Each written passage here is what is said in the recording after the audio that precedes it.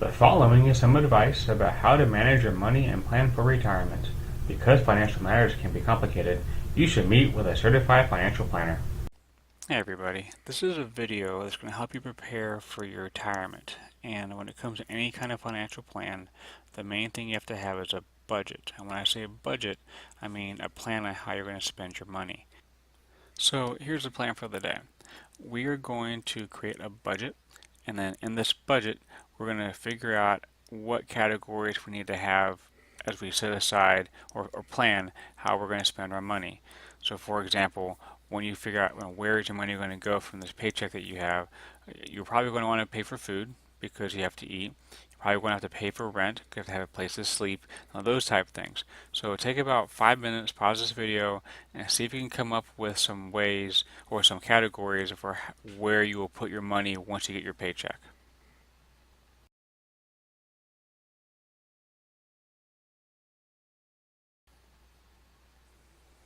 So you probably have your budget now, and I wish I could look at it and provide feedback, but for right now, I'm going to show you a budget that I've created. It's a modified version of one I use, and it will give you some ideas for how you can create your budget as well.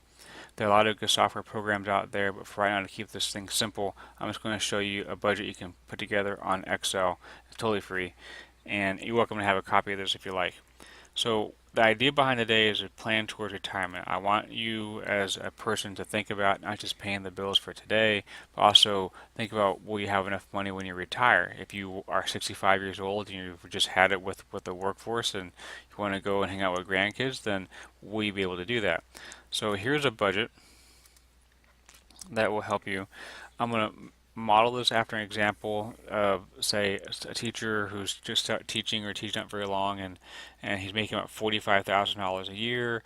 After taxes or so, you're looking around 29,000, and by taxes, I figure out, say, you're looking at currently 15% federal plus extra 5% for state, so it's going to be around the $29,000-$30,000 mark. And then so now you have your categories. The number one thing we're focused on right now is the idea of pay yourself first. So let's think about how much we can set aside for retirement. When it comes to retirement, you have several options. If you, depending on where you work, some places are going to offer you a 401k, which basically means you don't pay taxes on the money now. You get to pay taxes on it later. That's not the big deal right now. What is important to me is that a lot of places, when they offer a 401k, if you contribute, say, $200 1 month to the savings account that your employer sets up, then your employer will give you $200 for free. If your job offers you a 401k with a matching contribution, is a phrase, then I advise you to take full advantage of that. And there's usually a maximum amount. For example, some places only offer matching contributions up to about, say, $2,000 a year. And then so you want to contribute up to, at the very least, contribute up to that $2,000 a year, because whatever you put in over the course of a year, your employer will give you also, so it's free money.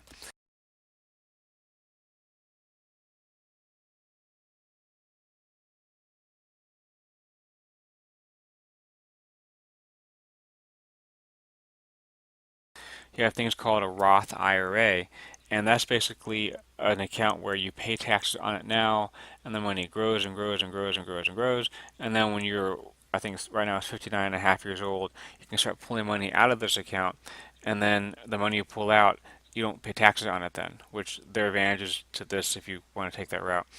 And then so you have also your own accounts, your own investments, which could be the stocks that you want to buy, or maybe you're into real estate, or you flip houses, or whatever it happens to be.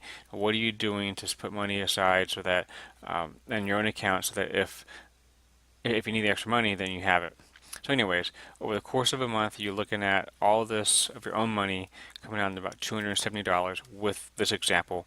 And then if you take into account what your employer is also giving you, you add this number here and this number here, it's going to give you about $470 a month. This $470 a month is equivalent to 19% of your monthly net income. So I took that value here, it came from taking this number here, 470, dividing it by your net monthly income, which is respectable.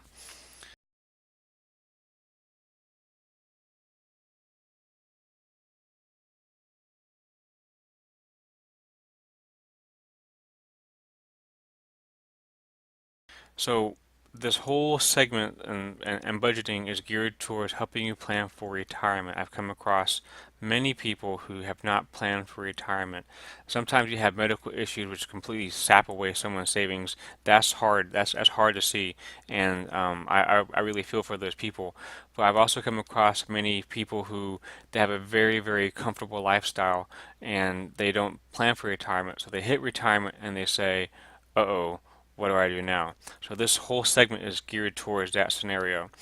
So you have your retirement, and then you also have charitable giving, are a big advocate of helping other people out who are in legitimate need through your church, through like Habitat for Humanity or the Red Cross, all kinds of good organizations out there who try to help out people who are in need. Then you have your housing expenses. This is a huge category, and whether you rent or have a mortgage would affect certain things. For this example, I'm having it all as if you own a house. So you've bought a house and you have to pay a monthly payment because most of us, anyways, can't afford to pay for a house cash.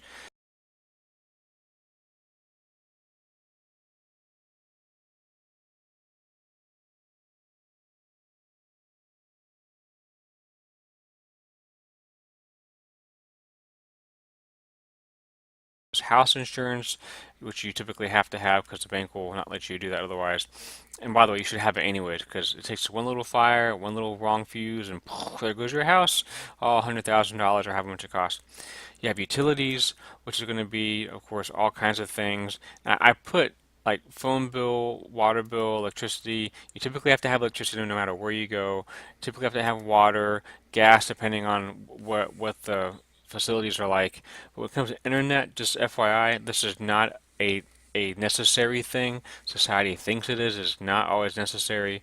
My wife and I went years without actually having internet in our house above and beyond just checking email. It was really slow, like $7 a month. It was a good deal, but that's all you could do is check email. And then cable or dish TV, again, that's not a necessity, but I put it here under utilities. So there's all the utilities here. Then you have future expenses.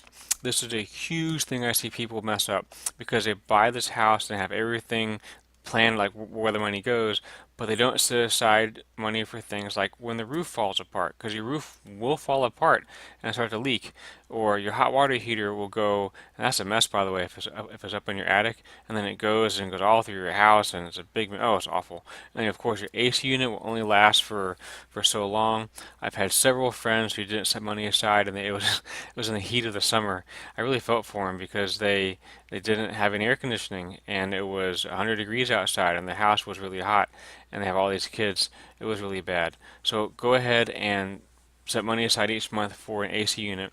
And these numbers over here for future expenses, I have a tab on this spreadsheet on this Excel file for major house expenses, and it goes through some of the big ticket items anyways, like your roof, your fridge, your oven, and I estimate roughly how much a roof will cost for my particular house. And it's about $7,000.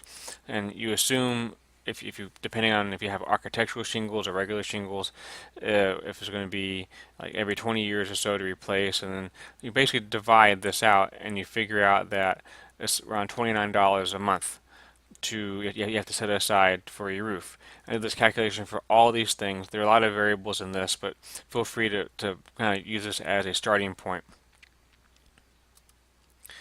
So you have these future expenses for your house. So a house is a lot of money gets stocked into this. You're looking at $1,000 or so a month with these assumptions in place.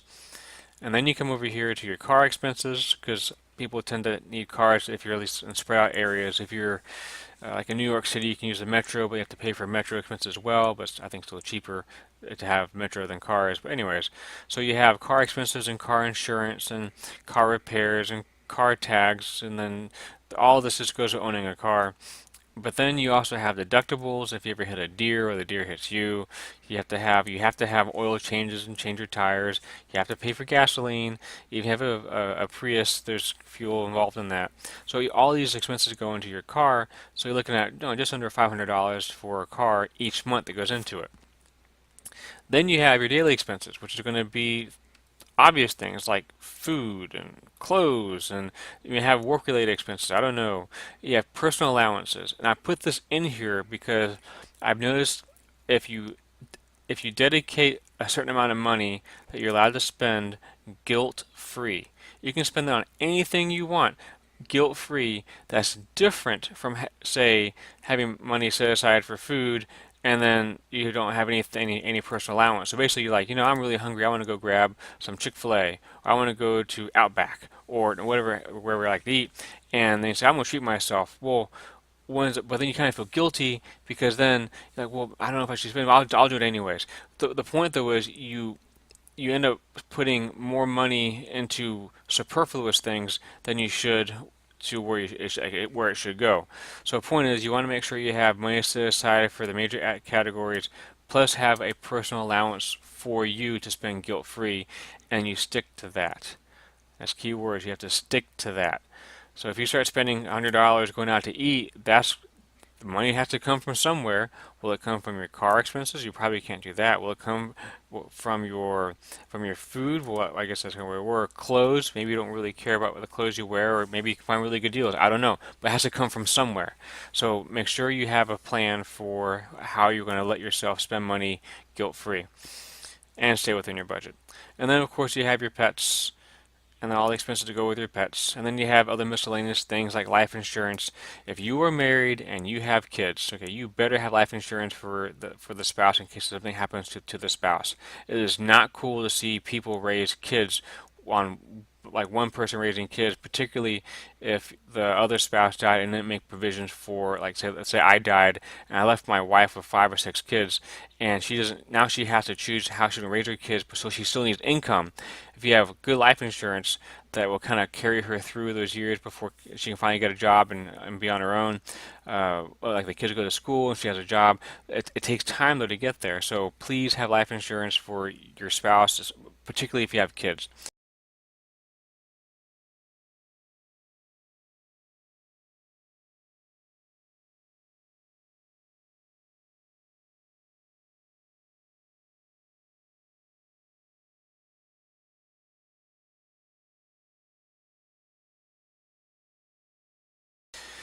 Then you have medical visits. You will have to go to the doctor.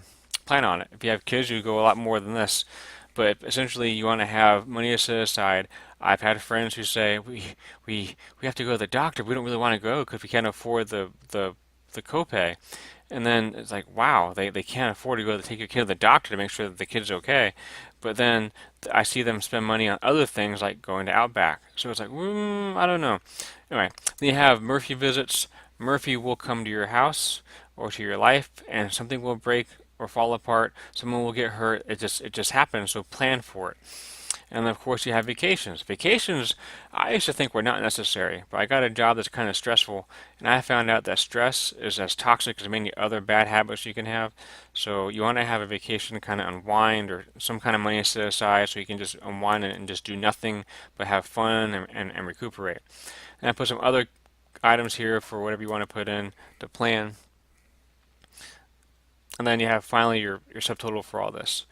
So you look at all this and it's categorized. So you have miscellaneous, pets, and you have car expenses and house expenses and charitable giving and retirement, and all that comes down to here. So the total money you spent is $2,639. And you say, great, but keep in mind, so 2,600, but you only had 2,400 to begin with. That's a problem because what you've done essentially is you've spent about $200 more than you're supposed to. So the trick to this now is to go through and figure out where will you carve out money so you can make this become zero or some positive number. Because if you're in debt every month, then that's not a budget. That's just spending however you want to spend. So maybe you have to cut back on, I don't know, cut back on the cable TV dish. Maybe you won't drive out as much. You go to work and back, so you don't have to spend as much money on gasoline. However you want to do that, it's up to you, but that's what you have to do in a budget. And on this particular Excel spreadsheet, a couple more things to notice. There is this number over here, the planning ahead part. You notice that some of these items are black bold. So these items here, if you do this right and you're disciplined to save your money or only spend money where you're supposed to spend money, all these black bold items will be money you will have set aside for the future in case something breaks or something, you have to repair like an AC unit. So here's some more Blackbolt items over here. And if you do this right, at the end of a year, you'll have about $2,200 saved up every year, put into like a checking account or saving account somewhere, so that you can then pay for the broken AC unit should it come. And then what's nice is that if your car is already paid off, then what should happen at the end of the year, you should have around $5,800 with this budget that then you can use to pay for things when things start to break down. So you should actually see right away money growing in your account if you abide by this budget.